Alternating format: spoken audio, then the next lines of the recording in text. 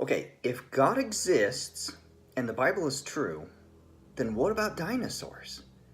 Okay, so many critics claim that because dinosaurs were real, the Bible must be false or untrue because it never mentions dinosaurs. So let's break this down into a syllogism so we can examine it. Say, dinosaurs existed. The Bible doesn't mention dinosaurs. Therefore, the Bible must be false or untrue. So let's examine the first premise. Dinosaurs existed. But is that true? Were dinosaurs real? Yes. The fossil records reveal the reality of dinosaurs. Dinosaurs existed. That is both exciting and terrifying. Okay, so let's examine premise 2.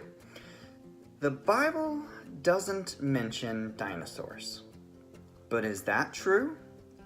Well, some people believe that the Bible does mention dinosaurs, just not by that specific name, dinosaur. And actually, we shouldn't even expect the word dinosaur to be in the Bible because that word didn't originate until 1841 AD. The word dinosaur is traced back to the Greek words dinos, which means terrible, and sauros, which means lizard, and thus it means terrible lizard. The modern Latin translates the word into dinosaurus, and it became dinosaur in the mid-19th century. Thus, a dinosaur is an enormous reptile creature that also happens to be terrible. Now, the people who believe that the Bible mentions dinosaurs, they call attention to scriptures which mention Leviathan or behemoth. But the word behemoth is traced back to its Hebrew origin, and it means beast. The word Leviathan is traced back to its Hebrew origin, and it means sea monster, sea serpent, or sea dragon. In Isaiah 27, verse 1, it states that Leviathan is the serpent. Now, comparatively, it is written that Satan is the ancient serpent and dragon. We see that in Genesis 3:1, Revelation 12:9, and 20, verse 2. Okay, so in context, Isaiah 27 is about the redemption of Israel. Now, in order for God to redeem his people and save them from themselves, Jesus conquers sin and death and defeats Satan, which is described in the book of Revelation. Now, please go see my other article for that. It's called Understanding Revelation. It's an entire commentary of the book of Revelation. Anyway, so it seems that premise 2 is correct. The Bible does not mention dinosaurs. But does that make the conclusion of the argument correct? Is the Bible false or untrue because it doesn't mention dinosaurs? No. The conclusion of the argument is false because arguing from silence is a fallacious argument. Just because the Bible is silent about dinosaurs does not mean that it rejects or denies the existence of dinosaurs. But if the Bible is supposed to be the basic instructions before leaving Earth, why is it silent about such a huge topic? Huge. See what I did there? Dinosaurs are huge.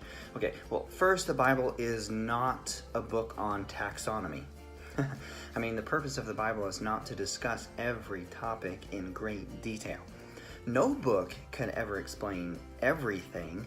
In fact, there are taxonomy books that don't even mention dinosaurs. The purpose of the Bible is to explain our origin, the problem we encountered as finite and fallible beings of free will, and the solution to that problem.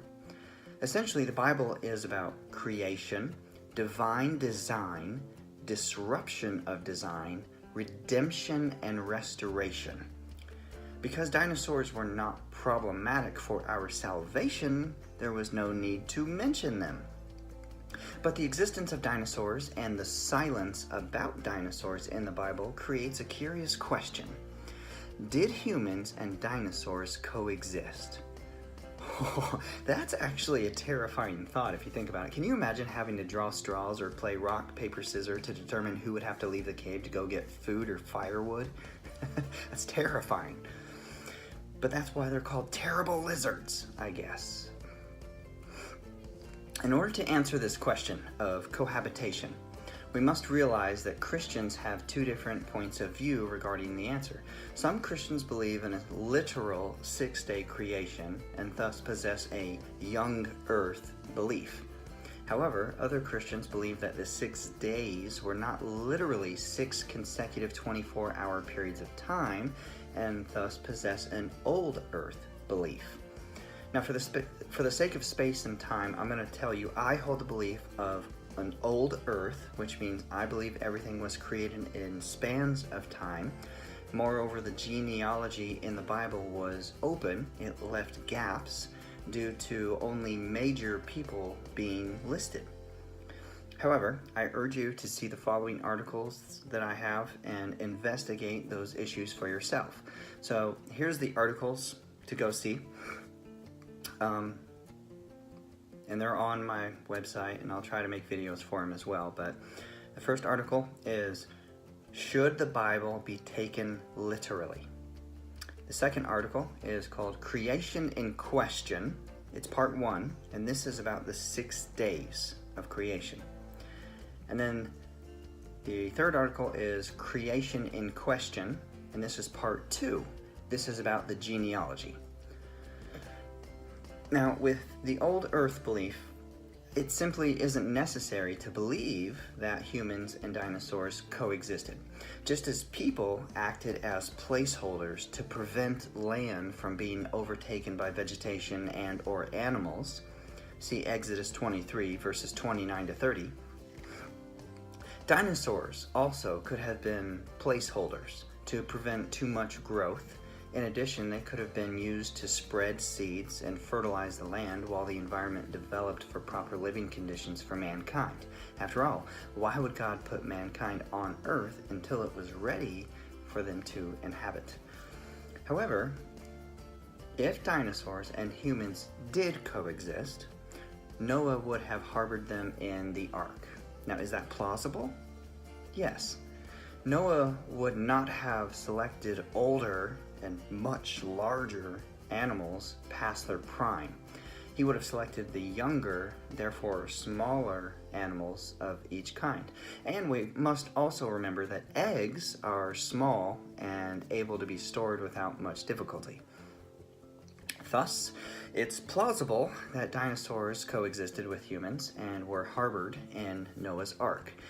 But if you're wondering if there is any evidence for a universal flood, well, you'll have to see my other article which discusses that topic. All right, so in conclusion,